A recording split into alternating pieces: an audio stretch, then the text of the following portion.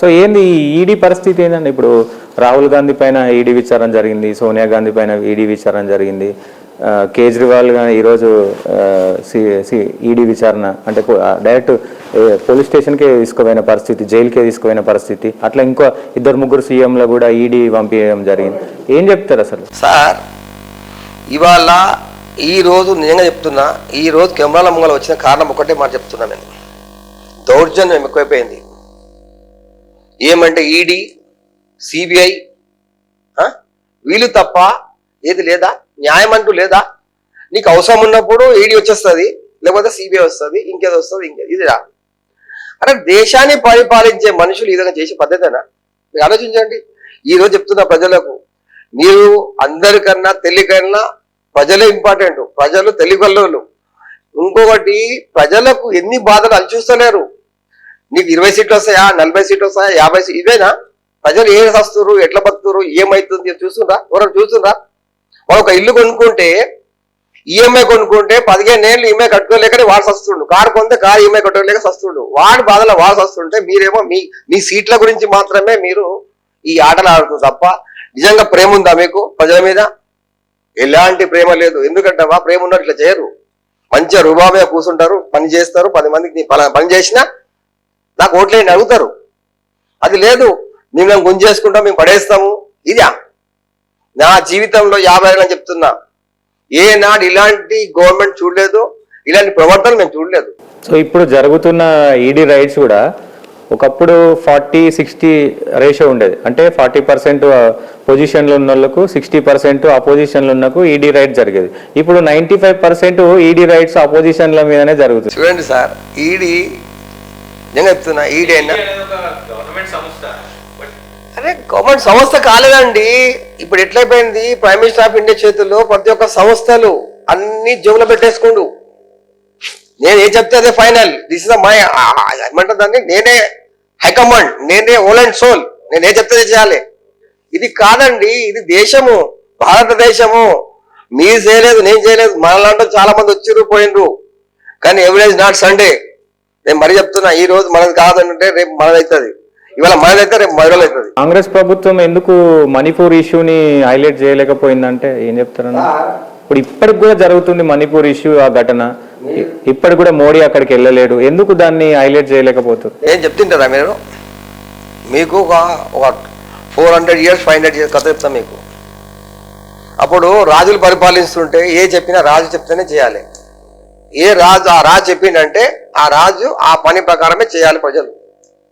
అప్పుడు రాజు అట్లా డిక్టేట్ నడుస్తుండే. ఈ రోజు 10 ఏళ్ళ నుంచి నేను చూస్తున్నా, నా అనుభవం పెద్ద లేదు కానీ చెప్తున్నదంటే, అదే 400 years బ్యాక్ ఎట్లుందో అదే విధంగా మళ్ళీ పట్టుకొస్తుండు. నేను ఏం చెప్తే అదే. ఈడీ అయినా ఈడీ పోవాలి, సిబిఐ అంటే సిబిఐ పోవాలి, ఎల్ఏ ఎవరైనా నా కనుసరణలు నా ఇష్టాన్ని నడవాలి అని ఈ విధంగా ప్రవర్తించడం మంచిది కాదు. దేశానికి కూడా మంచిది కాదు, ప్రజలకు కూడా మంచిది కాదు. ప్రజలకు కావాల్సింది ఎట్లా ఉండాలా, ఎట్లా బతకాలా, ఎట్లా చేయాలా అది ఉండాలా. ఫ్యాక్టరీలు పెట్టండి, ఇంకేదో పెట్టండి. మోడీ గారు వచ్చిన కదా ఫ్యాక్టరీలు ఉన్నాయా? ఉన్న ఫ్యాక్టరీలు అన్ని నాశనం అయిపోయినాయి. ఆ తర్వాత నెక్స్ట్ ఎన్ని పడ్డారు, గవర్నమెంట్ పడ్డారు, అవి ప్రాపర్టీలు అమ్మేస్తుర్రు, ఎయిర్పోర్ట్లు అమ్మేస్తుర్రు, రోడ్లు అమ్మేస్తుర్రు, మెట్రో అమ్మేస్తా అంటారు, ఇది అమ్మేస్తా అంటుర్రు. నేను చిన్న మాట చెప్తా సార్, మీకు చిన్న లోన్ తీసుకుంటే ఓపెన్ చెప్తున్నా మీకు, ఈరోజు నా బాధాన్ని చెప్తున్నా నేను. చిన్న లోన్ తీసుకుంటే ఓ 2 ఈఎంఐలు కట్టకపోతే వాడి ఇంటికి వచ్చి గడబడి చేసిపోతాడు.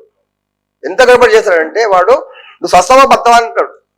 అలాంటి స్టేజ్లా వీళ్ళు పెద్ద పెద్ద కంపెనీలకు లక్షల కోట్లు ఇచ్చి మాఫ్ చేస్తారు.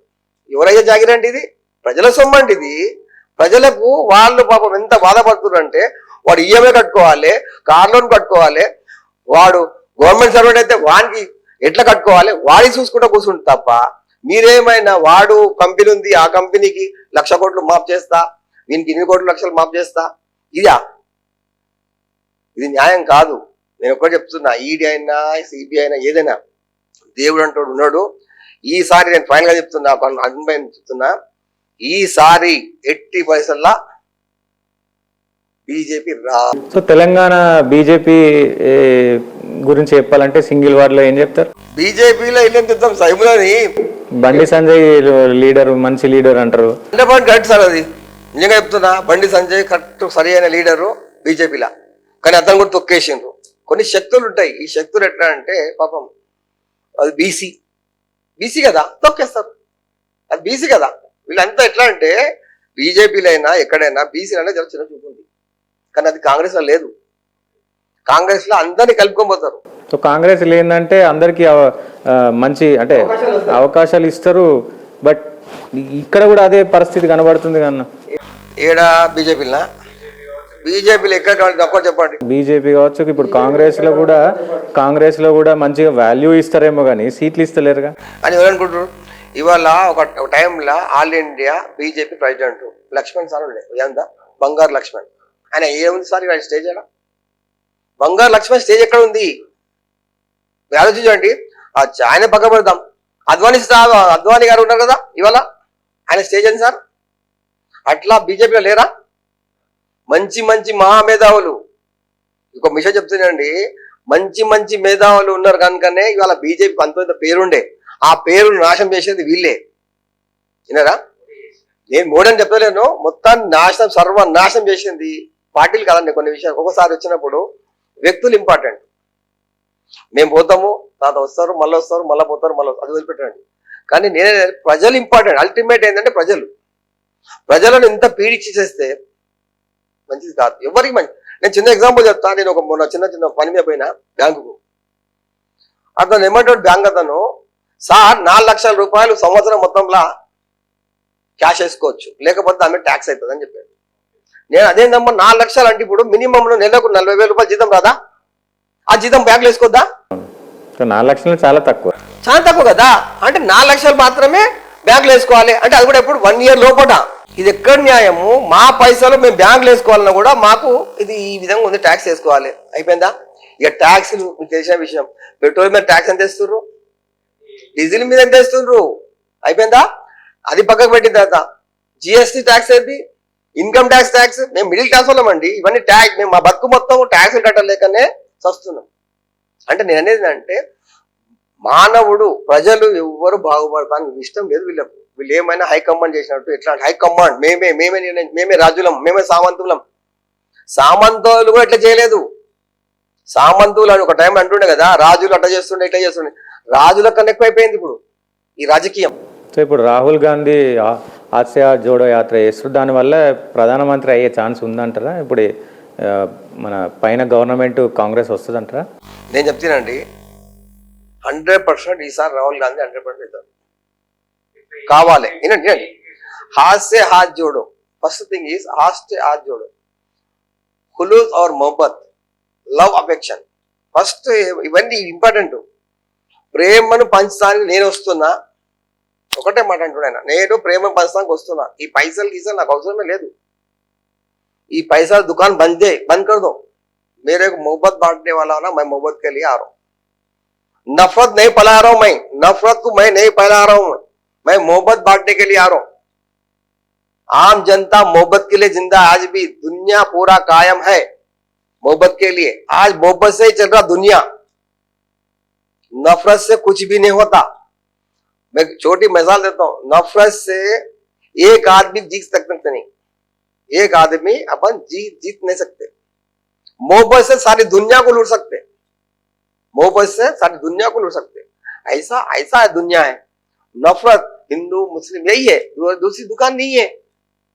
दूसरी दुकान बताओ, मैं फलाना काम करा, मैं फलाना काम करा, मैं फलाना काम करा, मैं फलाना काम करा, बताओ, बता के वोट मांगो. राम जी बोल रहे. राम जी कौन है भाई? नहीं मालूम आपको? ఏడుకొండల వెంకటేశ్వర స్వామి భార్య, ఏడుకొండల వెంకటేశ్వర స్వామి భార్య బీబీ నాంచారి, షీఈ్ ముస్లిం. అవద్దమా? హిస్టరీలు చెప్తున్నాయి. రామదాస్ ఎవరు? ఇవాళ రామదాస్ ఉన్నాడు మా దగ్గర తెలంగాణలో, ఆంధ్రప్రదేశ్లో. ఆ టెంపుల్ ఉంది. ఆ టెంపుల్లో రాముడు స్వతగా వచ్చి వింటుండ్రా ఉన్న విషయం అది. ఇక్కడ రాముడు అన్యాయంగా, దేవుడు రాముడు ఒక చిన్న మాట అంటే పక్క జరిగిపోయి ఏదో విషయంలో, సీత విషయంలో ఒక విషయం మాట్లాడితే పక్క రాజ్యాన్ని తిరిగి తమ్ముళ్ళకి ఇచ్చిండు. అది రాముడు. సో ఇప్పుడు ఏంది, రాహుల్ గాంధీ పిఎం అవుతారంటారు?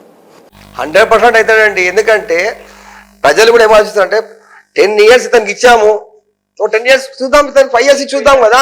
ఈక్వేషన్స్ మీకు కనబడుతున్నాయా? ఏ గత పైన జాతీయ రాజకీయాలు కావచ్చు, ఇక్కడ స్టేట్ రాజకీయాలు కావచ్చు, 10 సంవత్సరాల తర్వాత మూడవసారి అయింది చాలా తక్కువ కనబడుతున్నాయి. అంతకుముందు బీజేపీ కూడా కాంగ్రెస్ 10 years ఉన్నప్పుడు బీజేపీ వస్తుందని ఎవరు అనుకోలే, బీజేపీ వచ్చింది. సో ఇప్పుడు ఆ ఈక్వేషన్స్ ఏమైనా కనబడబోతున్నాయి?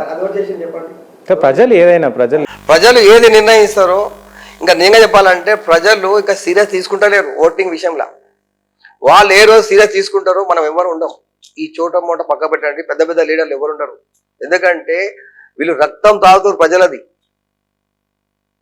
నేను ఓపెన్ చెప్తున్నా, ఈరోజు మనసు బాధపడి చెప్తున్నాను. ఈరోజు ఆ ట్యాక్సులు ఈ ట్యాక్సులు కట్టుకొని చచ్చిపోతున్నారు ఈ మిడిల్ క్లాస్ వాళ్ళ పబ్లిక్. అందువల్ల నేను ఏమంటున్నా ఒకటే మాట, రాహుల్ గాంధీ ఈసారి 80% రావాలే, రప్పియాలే. ప్రతి ఒక్కరూ ఓట్లు రాహుల్ గాంధీ గారికే పేరు చెప్పింది, ఇండియా కూటమిని గెలిపియాలి. ఎందుకు అయ్యా అంటే ఒక పైసా ఇప్పుడు 10 years ఇచ్చారు కదా, ఇప్పుడు బీజేపీ ఇచ్చిండ్రు 10 years, ఇంకొక 5 years మాకు ఇవ్వండి, మేము రిక్వెస్ట్ చేస్తున్నాం కదా, మేము చేస్తామో చేయమో. ఇప్పుడు ఒకసారి ఛాన్స్ ఇవ్వాలి కదా. పాపం ఇంతవరకు అయినా ఏ పోస్ట్ చేయలేదు, ఒక ఎంపీ లాగానే నిలబడ్డాడు. ఏదైనా పవర్ తీసుకున్నాడా రాహుల్ గాంధీ గారు? తీసుకోలే కదా. ఒకసారి పవర్ ఇద్దాం. ఇప్పుడు అప్పుడే అయిపోయింది కదా, దేశం మొత్తం ఏం కాలే కదా. ఒక 5 ఏళ్ళు ఇచ్చి చూద్దాం ప్రజలకు. ప్రజలు ఏం చేస్తారు ఒకసారి ఇచ్చి చూస్తే ఏం చేస్తారు తెలుస్తా కదా. ఖాళీ నఫరత్ నఫరత్ నఫరత్ నఫరత్, అరే కబ్ తలక్ భై నఫరత్, మొహబ్బత్ బాంటనా భీ సీఖో కభీ. సో కాంగ్రెస్ ప్రభుత్వానికి మీరేం అడ్వాంటేజ్ అనుకుంటారు, డిసడ్వాంటేజ్ అనుకుంటారు? నేను చెప్తుంటారా, నేను ఒక విషయం చెప్తున్నా, కాంగ్రెస్కి ఇప్పుడు ఎవరు ఏం చేసేది లేదు. ఒక సంవత్సరం టైం ఇవ్వాలి. టైం ఇచ్చిన తర్వాత ఎవరైనా టైం ఇచ్చిన తర్వాత డిస్కస్ చేయాలి. మీరు టైం ఇవ్వకుండా గన్ను పెట్టుకొని తయారంటే ఇది పద్ధతేనా? వచ్చిండు చదువుకుంటుండు, అట్లీస్ట్ చదవాలో వద్దా? ఇప్పుడు కొత్త కూర్చుని కూర్చున్నప్పుడు ఎట్లా దులుపుకోవాలో వద్దా? అది లేదా మీకు? 10 రోజులు చెప్పండి, అందులో ఎంతమంది చెప్పండి, అందులో ఏమని చెప్పండి, మీకు తెలియదా? ఎన్ని డిపార్ట్మెంట్లు ఉన్నాయి? ఒక వినండి, ఇన్ని డిపార్ట్మెంట్లలో ఒక్కొక్క రోజు టైం పెట్టుకోండి, ఎన్ని రోజులు పడుతుంది? రెవెన్యూ డిపార్ట్మెంట్, ఎక్సైజ్ డిపార్ట్మెంట్, ఫలానా డిపార్ట్మెంట్ ఉండదా?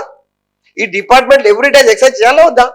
ఇరిగేషన్ డిపార్ట్మెంట్ ఇవన్నీ ఉన్నాయి కదా. ఇప్పుడు ఏం సజెషన్ ఇస్తారు? ఇప్పుడు ఒకటే సజెషన్, ఇప్పుడు గవర్నమెంట్కు మీలాంటి సీనియర్లు కావచ్చు ఏం సజెషన్ ఇస్తారు? అంటే కరెక్ట్ పోతుందా, కొంచెం ఇంకేమైనా? 100% పోతుంది. వినండి, 100% కరెక్ట్ స్ట్రేట్ అవే కంటే రోడ్డు పైన పోతుంది. ఒకటి సీనియర్లు ఎవరైనా చెప్తుంది ఒకటే మాట, ఒక టైం ఇచ్చిన తర్వాత అడగాలనుకుంటే అడగొచ్చు, తప్పు లేదు. ఇది కాంగ్రెస్ అంటేనే ఏదైనా అడగవచ్చు, ఏదైనా మాట్లాడవచ్చు, నో డౌట్. కానీ ఇది ఒక పద్ధతి ఉంది. ఓ టైం ఇవ్వాలి, ఇస్తాడా ఇవ్వాలి చూడాలి కదా. చూడకపోతే నేను సంపేస్తా ఇచ్చేస్తా అంటే ఎట్లా? అది కాదు కదా. మనిషికి కావాల్సింది టైం ఇచ్చి, కాలేదు మనిషికి అన్నిటికన్నా రాజకీయంలో అన్నిటికన్నా ముఖ్యమైనది ఓపిక ఉంటే ప్రతి ఒక్కటైతుంది. సో మొన్న అంతకుముందు గతంలో ఎమ్మెల్యే టికెట్లు అమ్ముకుండు అని చెప్పి రేవంత్ రెడ్డి పైన ఆరోపణలు ఉన్నాయి. మొన్న కార్పొరేషన్ చైర్మన్లు కూడా అమ్ముకున్నాడు అనే ఆరోపణలు. అది నిజంగా ఎంతవరకు వాస్తవం? సార్ అమ్ముకున్నాడు అంటారు కదా, అమ్ముకున్న వాళ్ళు కాంగ్రెస్లో అమ్ముకున్నాడు. అమ్ముకునే స్టేజ్కి వచ్చిందా కాంగ్రెస్? అంటే అంత విలువ పెరిగిపోయిందా? ఇప్పుడు మీరు అంటే కదా అమ్ముకోవడం అంటే దాని మీనింగ్ ఏంది? క్రేజీ ఉన్నట్టే కదా, డిమాండ్ ఉండే కదా, అంటే అంత డిమాండ్కి వచ్చిందా? ఇవన్నీ వేస్ట్ మాటలండి. అమ్ముకోవాల్సిన అవసరం ఏంది? మీరే చెప్తున్నారు కాంగ్రెస్ పడిపోయింది, చచ్చిపోయింది అని. చచ్చిపోయిన కాంగ్రెస్ మళ్ళీ దాన్ని బతికించినామని మేమే అంటుర్రు, మళ్ళీ అమ్ముకుంటాం మీరే అంటుర్రు. నిజంగా చచ్చిపోయింది అయితే కూడా కొంతడా?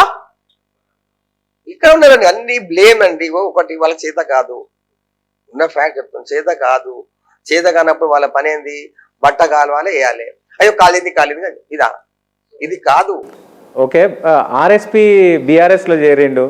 బీఆర్ఎస్ కేసీఆర్తో కలిసి పనిచేస్తా అని చెప్పి బహుజనులను తీసుకోపోయి కూడా కొంతమంది జాయిన్ చేస్తుండ్రు. ఆర్ఎస్పి గారి పైన ఏం చెప్తారు, మీ అభిప్రాయం? ఐఏఎస్ ఆఫీసర్ అయినా మంచి రాయల్, అలాంటి వ్యక్తి ఇలాంటి పనులు చేయడానికి మాకు నమ్మబుద్ధి అయితే లేదు. సో నిజంగా ఇందిరమ్మ రాజ్యం రాబోతుందా? మరో వైఎస్ కాబోతున్నాడు అని చెప్పి కూడా చాలా వస్తున్నాయి, వార్తలు వస్తున్నాయి. వైఎస్ రాజశేఖర రెడ్డి పరిపాలన ఎట్లా చేసిండో రేవంత్ రెడ్డి గారు అంతకన్నా మంచిగా చేస్తాడు అనే వాదనలు కూడా వినిపిస్తున్నాయి. అట్లా జరగబోతుందా? నిజంగా చెప్పాలంటే రేవంత్ అన్నతో నాకు మంచి పరిచయం ఉంది. రేవంత్ రెడ్డి గారు ఆయనకు ఒక విధమైన థింగ్స్ ఉన్నాయి. ప్రజలకు ఏ విధంగా చేయాలి, ఆయనకు ఎక్కువ లేదు, టెన్షన్ అవసరమే లేదు, ఆయనకు ఒకటే బిడ్డ ఉంది, ఆయన టెన్షన్ లేదు, బిడ్డ పెళ్లి కూడా అయిపోయింది, ఆయనకి ఏ బాధ్యతలు లేవు. ఆయన ఒక ఇంటెన్షన్ అంటే ఒకటే, ప్రజలకు ఏదో చేయాలి, నా పేరు ఒక హెడ్లైన్స్ ఉండాలి అనే ఉద్దేశంతో వచ్చిన మనిషి ఆయన. ఆయనకు ఒక ఏముంది, ప్రజలకు చేయాలి, నేను ఒక హెడ్లైన్స్ ఉండాలి అనే పెద్ద మనిషి తప్ప నీకు అది చేయాలి ఇది చేయాలి కోర్టు చేసి పని చేయలేదు. అదే రాజశేఖర్ రెడ్డి సేమ్ ఉండే. నేను రాజశేఖర్ శిష్యుని, మీకు చూపిస్తా, నా చూడండి కనుక్కోండి ఎవరైనా. నేను రాజశేఖర్ రెడ్డి నా గురువు, ఆయన తర్వాత ఎవరి దగ్గర తిరగలే, ఏ లీడర్ దగ్గర పనిచేయలే నేను. ఇవాళ మళ్ళా నేను పనిచేస్తున్నా అంటే ఒక అతని దగ్గరనే, అతను రేవంత్ రెడ్డి గారు. ఎంతవరకు ఏ పనులు చేయలేదు, ఏ ఎమ్మెల్యే దగ్గర పోలేదు, ఏ పని కాన్లీ కాంగ్రెస్ కార్యకర్త. మళ్ళా యాక్షన్ ఫుల్ చేసిందంటే రేవంత్ రెడ్డి గారు వచ్చిన తర్వాత మళ్ళీ యాక్షన్ స్టార్ట్ చేసిన, అంటే అంత నమ్మిన. ఆ నమ్మిన కనుకనే ఇంత మళ్ళా నాలాంటి వాళ్ళు చాలా మంది ఈ స్టేట్ లా అలాంటి వాళ్ళు చాలా మంది ఉన్నారు. అందువల్ల నమ్మినము 100% అదే విధంగా చేస్తాడు. సేమ్ రాజశేఖర్ రెడ్డి గారి కన్నా కొంచెం ఎక్కువనే చేస్తాడని నమ్మకం. ఎందుకంటే ఆయన పబ్లిక్ మనిషి, ఈయన కూడా పబ్లిక్ మనిషే. ఆయన 10 మందికి ఇప్పుడు ఆరోగ్యశ్రీ యోజన వచ్చారండి, అవునా? అలాంటి ఎన్ని ఉన్నాయి? కుయ్ కుయ్ కుయ్ 108 రోజు వచ్చారు. ఇప్పుడు సార్ చేస్తారా? ఇక అందరికన్నా ఫస్ట్ హెడ్ఏక్ ఏముంది ఊర్లన్నా? ఏముంది? భూమిది మన ధరణి. ఇప్పుడు ఈ రోజు తెలంగాణలో ప్రాబ్లం ఉన్నది ఒకటి అంటే మెయిన్ ప్రాబ్లం ధరణే. ఎందుకంటే పాపం భూములు 2 ఎకరాలు 3 ఎకరాలు 10 ఎకరాలు పెద్దోళ్ళ విషయాలంతా మీకు తెలిసిన విషయమే, అవునా కదా? అందువల్ల ఫస్ట్ ధరణిని పట్టు, ధరణి అవుతుందా లేదా. ఇక ఇంకోటి 420 మా విషయాలు, అది పెద్ద ప్రాజెక్టు, అదందరూ తెలిసి కళ్ళని అందరూ చూస్తారు, నేను చెప్పడం కాదు. ఇప్పుడు నేను తప్పు చేసిన మీరు వచ్చి చూస్తారు, నాయుడు గారు నేను తప్పు చేశారు ఏమైనా చూస్తారా లేదా? ఆయన పోయి చూస్తే ఏమంటాడు? ఆయన సస్తానికి పోయినరా అంటాడా? చెప్పండి. ఇప్పుడు లాంగ్వేజ్ మాట్లాడుతున్నారు రే, మీరు సరిగ్గా మాట్లాడి మా అతను తప్పు మాట్లాడితే పట్టుకోండి. సో లాస్ట్ అండ్ ఫైనల్ కన్నా తెలంగాణలో ఉన్న కాంగ్రెస్ కార్యకర్తలకు, జెండా మోసిన వాళ్ళకు మీరు ఏం చెప్తారు? జెండాలు ఎవరు మోసినా छोटा लीडर से बड़ा लीडर तक हर आदमी को 100% న్యాయం జరుగుతుంది అని నమ్ముతున్నా. 100% నమ్మకపోతే నేనే కొట్లాడతా ఫస్ట్. ఓకే, థ్యాంక్ యూ అన్న. సో ఇన్ని విషయాలు షేర్ చేసుకున్నందుకు ధన్యవాదాలు అన్న. సో కాంగ్రెస్ కార్యకర్తలు ఎవరు అధైర్యపడద్దు, ప్రతి ఒక్కరికి అవకాశం వస్తుంది, వెనక ముందు అవకాశం వస్తుంది. రేవంత్ రెడ్డి గారు మంచిగా పరిపాలన చేస్తారు. సో వైఎస్ కంటే మంచి స్టేజ్లో ఉండబోతున్నారని కూడా అన్న చెప్తా ఉన్నారు. సో మరిన్ని అప్డేట్ కోసం చూస్తూనే ఉండండి SNR టీవీ. నేను మీ సతీష్.